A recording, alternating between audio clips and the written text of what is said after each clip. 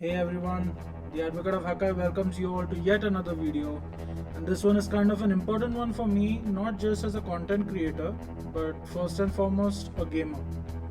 With season 3 of Marvel Rivals right around the corner, a hell of a lot of changes have been announced. You know what wasn't mentioned though? Thor. So, do we put down the hammer and give up on the God of Thunder going forward? Fuck no. Hence my inspiration. For all the aspiring Thor mains out there, why not create a comprehensive guide on how to not just play the character, but how to play him well. And the best part about this video, like my other content, it is not clickbait. While everyone else keeps arguing whether controller is easier or tougher to play with than mouse and keyboard, the Advocate of Hakai embodied a true gamer spirit, said fuck it, we ball, and achieved Grandmaster rank in Marvel Rivals on PC and PlayStation with mouse and keyboard and controller respectively, only playing as Thor and completely solo queue, which basically means every match is a coin toss as far as the skill level of random teammates are concerned. So without further ado, let's get right into the only Thor guide you will need to wield Mjolnir well.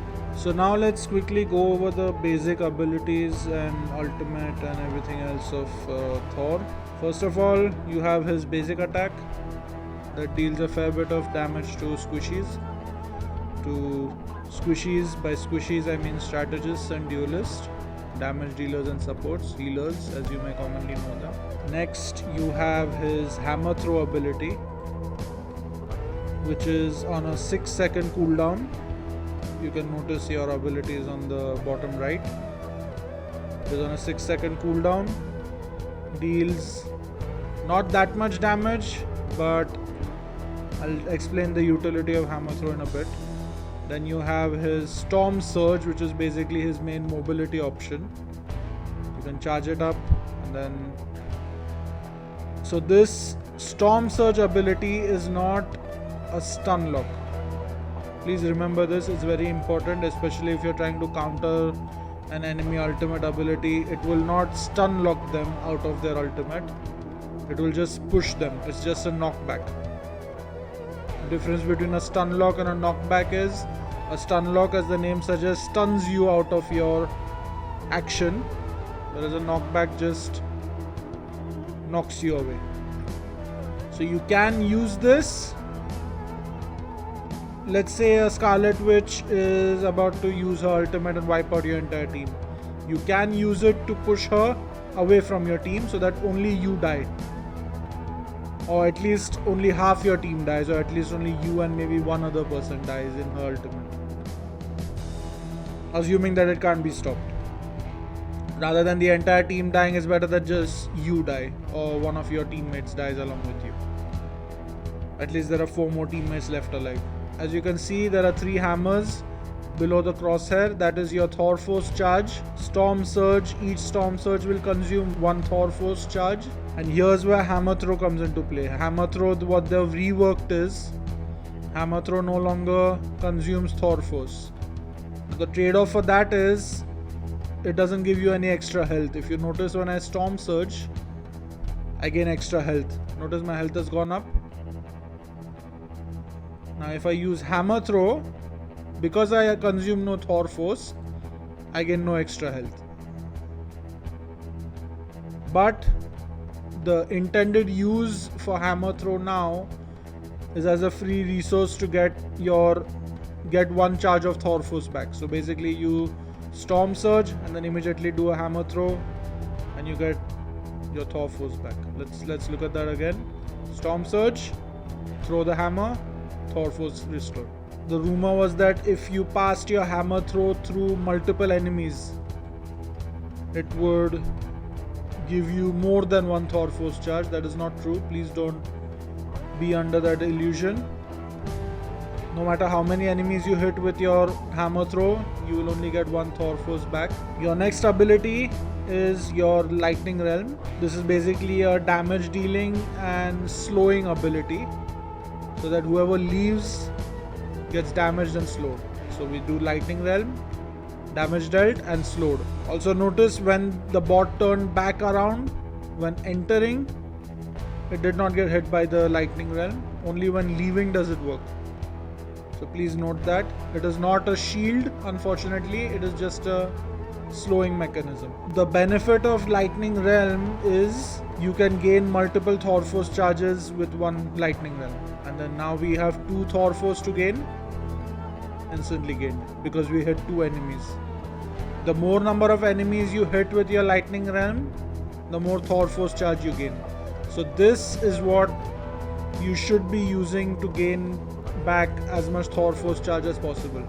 It's not that useful as a slowing option or as a damage dealing option, but for a Thor Force regen option is the best thing you have. And now for his main damage output ability, his Rune Awakening. You use up all 3 of your Thor Force charges and you deal massive damage at range or up close. So this is at range. Huge damage. And then by the time your awakening timer ends, you also have 1 Thor Force left so that you can make a quick escape. Let's just quickly look at this. Once again, let's do it on a tank. 1, 2, 3, 4. And then awakening ends, you have 1 Thor Force to quickly escape. This is a new rework that they've added for awakening. This is something we've been wanting since season 0. Now they've added it. In my opinion, it's 2 seasons too late, but sure, it's always good to have the option, I guess. Now you can cancel your awakening. So you can cancel it immediately. But please notice one thing. This is why I say this rune cancel is not a buff. It is just an option. It is just a tweak. Please notice what happens when I cancel awakening versus when I use up my entire awakening. This is me cancelling awakening. I have no Thor Force charge. Versus me using up the entire Thor Force awakening. With the Rune Awakening, I use up the entire 5 seconds, I have a Thor Force charge ready to get out. We have come up with certain combos as a community. The few Thor mains that are still there playing this game, who haven't switched over to Magneto or whatnot, we have come up with a few combos. So basically you awaken, you do that, you cancel, and then you're immediately back with 2 Thor Force. Let's do that combo quickly again. So it's basically an awakening, you cancel it and you instantly connect with your basic attack and your hammer throw. Cancel and then you're instantly back with 1 Thor Force. Or 2 Thor Force depending on how much health your enemy has. Now, why this is not always an option, I will be explaining later in the video. But for now, all you need to know is that Rune Awakening is your nuclear deterrent. It's your all or nothing option. And you must use it very, very carefully and very, very sparingly. Before we move on to the ultimate ability, one last thing about your Rune ability. If you notice, when you go into your awakening, the hammer spinning around you, look at this. It's dealing damage. Not a lot, but it's still damage. So up against a tank, you can get up close, right? And then deal massive damage up close. The closer you are, look at that. Versus if you do it from a distance, more shots are needed. And now for Thor's ultimate ability, you basically jump up in the air. There's damage being dealt and then you slam. There's a huge slam at the end of it. Now a couple things to note here. You are immune to being stunned in your ultimate ability, but only when you are in the air. Only once you're up in the air. So you are not immune during this jump animation. You're immune once you get up in the air. He can still be interrupted during that jump. Please note this. This is very important so that you plan your ultimate ability correctly and you time it right. Let's say there's a Penny Parker on the enemy team. You are about to use your ultimate to try and catch her by surprise. She catches you by surprise and stun locks you mid jump. You will be down to 50% ultimate charge again. and you'll have to build it back up to 100% and then use your ultimate once again. So once you're up in the air, you're immune. You can only be stopped if they kill you by dealing damage. You cannot be stunned out of your ultimate once you're in the air. And this slam, the slam of your ultimate ability is level sensitive. By that what I mean is, let's say you start off here and then you go up here. Notice it didn't kill anything. See that? Because you're at a different height. It's a stupid thing, it's a hitbox thing, it's a visual thing, but that's how it goes. So you need to make sure that when you land your slam, you land it at the same level as your target. This is important because characters like Moon Knight, characters like Punisher, characters like Hawkeye, like Iron Fist, they can move out of the way fairly quickly and they can change altitudes fairly quickly, or heights fairly quickly. They can get up to a ledge fairly quickly. Even Psylocke for that matter. So you want to make sure that you track them by looking down and then you land at the same level they do. If they're up here, it's a kill. Now for some basic combos, I've already shown you the Rune Awakening cancel combo. Let's look at it one more time. So it goes, you awaken, you cancel, and then you instantly, it's your Rune Awakening cancel, and then you instantly hit them with your hammer throw and your basic attack. That's your combo. This is your Rune Awakening cancel combo that will help you deal massive amount of damage, that will help you have a second awakening ready, and it may also help you escape by giving you instant Thor force. Another combo that you need to, a basic combo that you need to remember always and make it basically second nature, is when you are about to use your ultimate. Let's say you sneak up on these guys, right? They're fighting your team, they're over there. You sneak up on them, right?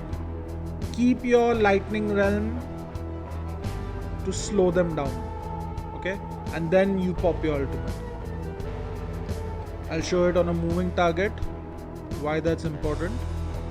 Okay, this is a moving target, moving fairly quickly, right? Now if I pop my ultimate here, it may not always kill them because these targets are fairly slow. If they're moving, most characters like Psylocke and Iron Fist and whatnot, or Luna Snow for that matter, they will move a lot faster than this. So to slow them down and make sure your ult lands, you do that and then you hit them. Look at that. A huge difference, right? Plus you get a damage boost also. You get additional damage already dealt because of the lightning realm when they leave it. So it makes your job easier when popping your ultimate as well. So always make sure to use your lightning realm or keep it handy for when you're about to ult, because that basically guarantees you at least a hit. Otherwise most characters will just run out of the ultimate and you'll get nothing, no value for it. So that is your basic abilities overview for Thor, and with that we'll move on to the next chapter. No matter the map, no matter the team composition, no matter if you're teamed up with friends or queuing solo like I do, always remember these three popular words when playing Thor: improvise, adapt, overcome. Thor is the one character in Marvel Rivals that is guaranteed to turn heads, but his value lies in his unpredictability. The best advice I can give you as a Lord Thor is that Thor has no playstyle. Like Bruce Lee said, water can flow or it can crash. Thor embodies the principle if played correctly. He can hold down a front line like Magneto. He can create forward pressure like Emma Frost. He can poke from a distance like Penny Parker. He can dive in heavy like Venom. Or he can even break ankles like Captain America. Having said that, his versatility is also his downfall, especially with the current debuffs he's received and no imminent buff in sight. With his reduced survivability and capability to sustain anything tougher than a 2 versus 1 fight, Thor is a true jack of all trades now. Therefore, it is now more important than ever to develop peak game sense if you want to make it through Season 3.0 in one piece.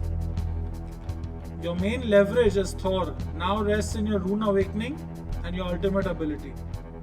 While you still have insane combo potential as the God of Thunder, you may not always be able to utilize full combos to get out of a tight situation or confirm picks. As a Thor main, your value in a team fight lies in your ability to think quickly and creatively. See a Moon Knight all by himself on a ledge? Go for him. An Iron Fist jumped in to save him. Time for you to use your judgment and map knowledge. Can I survive both of them while getting to a health pack? Can I take out one of them before resetting and picking off the other? Or should I just leave and wait for another chance in the safety of my teammates around me? To be a true Thor main, you must develop the divine wisdom befitting the God of Thunder to know when to initiate a fight, which fight to initiate, when to see a fight through even at your own cost if needed, and when to leave a fight and recover because the risk of respawning isn't worth it. While I have emphasized the importance of survival and wisdom, I will also acknowledge this. A true Thor main is a fucking bloodthirsty bully. If you think I'm embellishing, think about it. What does a bully do? A bully locks onto a target and does everything in his power to make the target's life a living nightmare. So, for all my advice so far about prioritizing survivability, sometimes it is best to let the bloodlust take over and make sure your target is dead. Let your berserker instincts guide you from time to time. Thor is the God of Thunder after all. With divine intelligence comes divine recklessness for the berserk thunderer. Now, I have mentioned in the previous chapter that Thor has frontline potential. However, the key word here is potential. Thor never was and never will be a true frontline tank. To clarify, a frontline tank like Magneto, Doctor Strange, Groot or Thing has the health and the abilities to literally hold the forward line in a team fight against the enemy's front lines. Thor has neither the HP nor any shield or damage reduction abilities to sustain a fight on the front line. However, it would also be a fallacy to call Thor a purely dive tank like Venom, whose only impact lies in harassing the enemy backline. That's the beauty of being a Thor main. You get to play every role. For those aspiring to pick up Thor, he is what is known as an off tank. A tank that can perform every tank role in the game, but excels at exploring off angles on attack and shutting down off angles on defense. Simplified further, Mr. Grandmaster, what in the Asgardian fuck are off angles? Off angles is just another term for flanks. While your team is locked in an evenly matched skirmish with the enemy team, it is your job as a Thor main to try and break the deadlock. Now, the obvious way to do that might seem to provide more firepower at the front. I mean, Marvel Rivals is a shooter game at the end of the day. However, you must always remember Thor's only weakness, his low health and his lack of options to mitigate incoming damage. That's why Thor's best approach is to do what he does best: turn heads and draw attention to himself.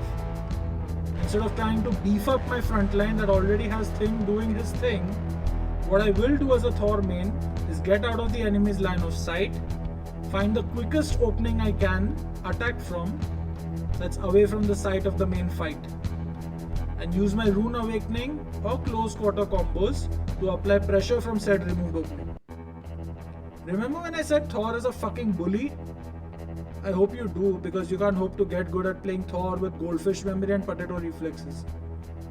Well, like I said, Thor is a bully, and one of the many ways you provide value in a match as a Thor main is sheer sensory overload. What this means is, in the event of a stalemate team fight between your squad and the enemy, it is your job to make the enemy team's life a living hell.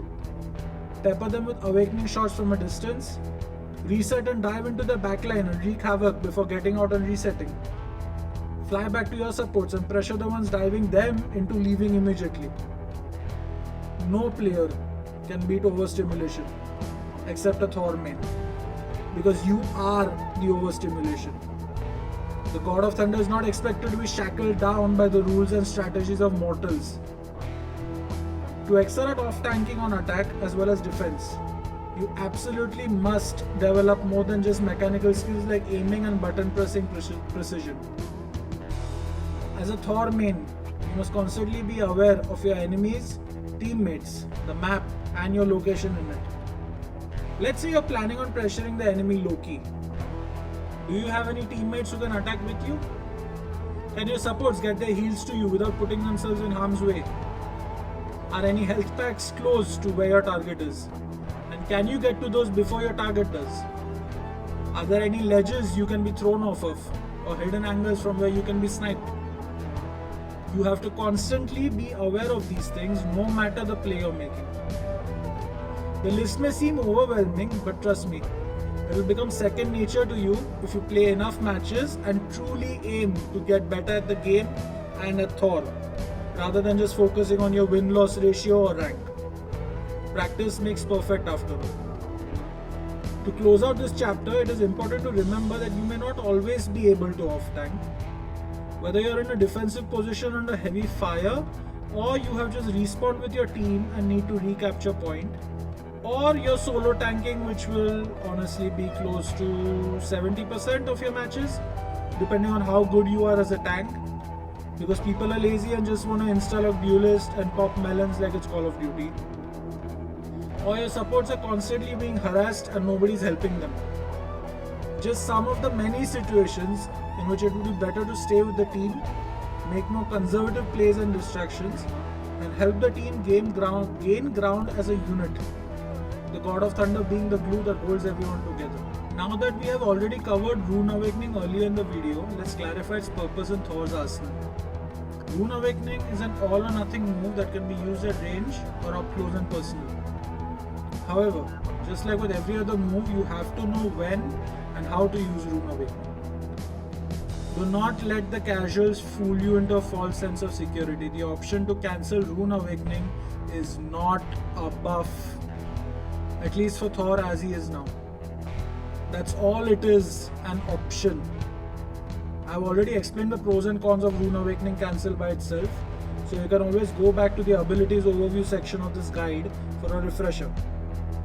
Now, to explain why Rune Awakening is still a nuclear deterrent and not to be used as a common ability. Because of better accuracy and the hammer spinning around Thor when awakened, dealing additional damage. Rune Awakening is best used up close and personal for massive damage output. But here's the trade-off. Pretty much 90% of the current roster can either stunlock or hard counter Thor one way or the other. And an awakened Thor is the easiest target to hit other than Hulk or Thing, of course. But Mr. Grandmaster, we can cancel Awakening and then use a combo to regain Thor Force and escape. Not as easy as you think, Bucko. Let's quickly visualize two scenarios to explain why your game sense and target priority must be on point when Rune Awakening. First scenario. Both teams are in a deadlock. You decide to break the deadlock by applying frontline pressure with Rune Awakening. If the enemy Emma Frost gets too close in her diamond form, it won't matter whether you cancel Rune Awakening or not. You're getting chokeslammed and kicked into their team and instantly deleted. Second scenario. You dive into the enemy backline to take out the Adam Warlock. He soulbinds with Punisher and Winter Soldier. Punisher blinds you mid-awakening. Bucky stunlocks you with his hook and uppercut, while Punisher blows your head off with his shotgun. Not much use being able to cancel Awakening in either scenario, right? The point of this chapter is Rune Awakening is the most high-risk, high-reward move in the game. And as a Thor main, you must respect both aspects of this double-edged sword. Used correctly and carefully, Rune Awakening can completely demolish an enemy formation. Let's try and apply a quick fix to both of the earlier scenarios, shall we? First, the frontline skirmish with Emma Frost. A very basic fix would be to move backward toward your team as you awaken and see Diamond Form Emma walking you down. She really wants to grab your beefy Asgardian ass, but will she risk being surrounded by your entire team to cop a feel of your rock-hard cheeks? Second, the backline ambush. You're in Awakening, Warlock soulbinds with Winter Soldier and Punisher. Your best option? cancel Awakening, use your hammer throw or lightning realm as you retreat to regain Thor force, and immediately surge out of reach. Then you can either wait for the soulbind to end or go for another target, dealer's choice. Rune Awakening, the option to cancel it, and the potential combos you can execute with it are excellent offensive maneuvers, but do not let your power distract you from your limited survivability in and out of Awakening. Here we are at Thor's ultimate ability, considered to be the worst ultimate in Marvel Rivals by the entire player base. But even those so-called Thor mains, they merely adopted the lightning. I was born in it, molded by it. Seriously though, Thor's ultimate ability desperately needs buffs, and that's why it is so heavily underestimated. Not entirely without reason. However, in that underestimation lies your greatest strength, the element of surprise, of unpredictability. I could give you some very basic tips, real run-of-the-mill, like use Lightning Realm to slow enemies down before popping ult. But basic is not what you're watching a multi-platform Grandmaster Thor's guide for. To make Thor's ultimate count every time you use it, you must think like a strategist and a duelist. A strategist is required to keep track of enemy abilities and ultimates, to know the right time to use their own ultimate abilities and potentially prevent an incoming team wipe.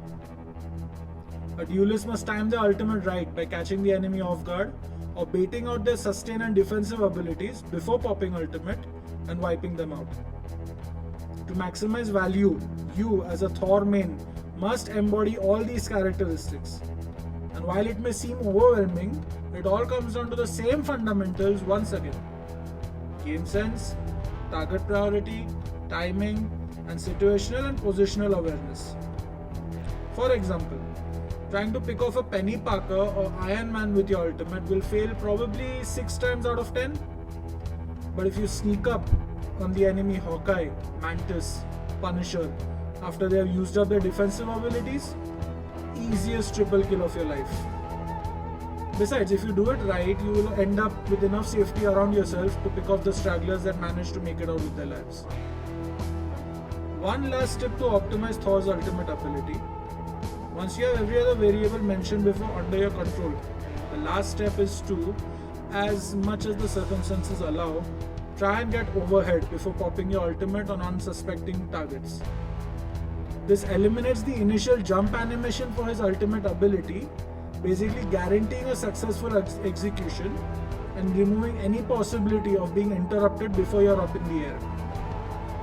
Remember, to land a potent ultimate as a Thor main, you must be wise like Thor, ruthless like Hela, and cunning like Loki. Now for Thor's most controversial aspect and his biggest weakness now, his survivability. I have been a Thor main since minute 1 of launch day of Marvel Rivals, and I have seen it all. The stun locks, the failed ultimates, the buffs that barely counted as buffs, and the debuffs that were labeled as reworks. Let's get down to brass tacks here.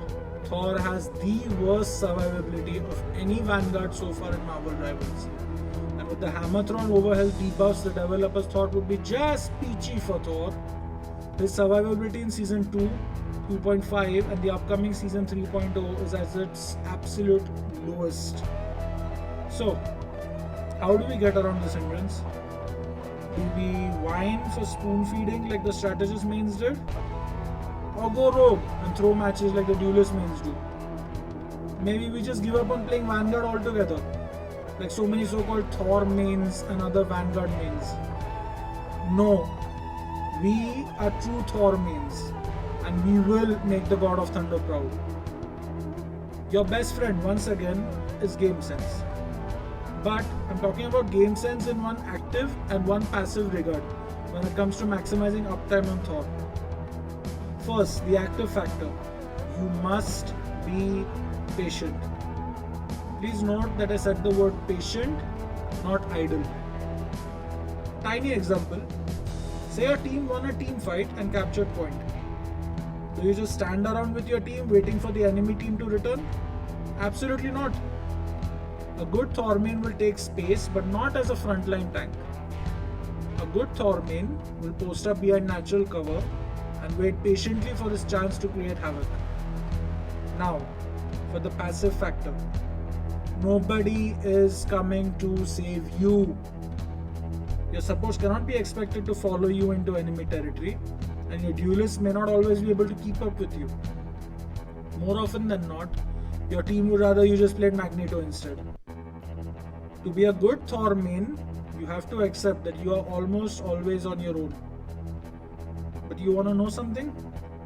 That's how a true Thor main plays their best game, dictating their own pace on their own terms.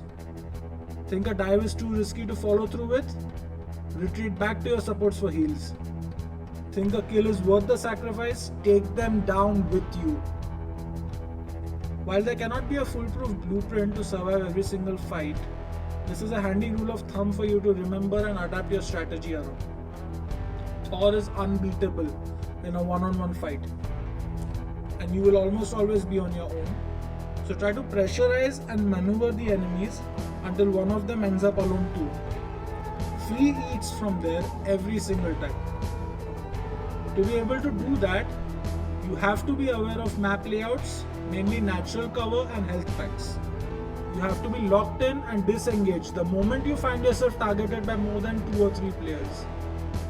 You have to be sharp enough to constantly break line of sight and change approaches when dealing with ranged characters. Prioritize your survival and the kills will fall into your lap, as will the wins. And so we have arrived at the end of this Thor guide from a multi-platform Grandmaster Lord Thor. I know that this guide will provide you with the necessary tools you need to develop your own playstyle and your own pace as a Thor main, or even as a Thor novice. And I hope to see a lot more gamers and my viewers picking up Marvel Rivals and Mjolnir in it. Feel free to share any constructive feedback you may have in the comments below. Until next time, bye bye.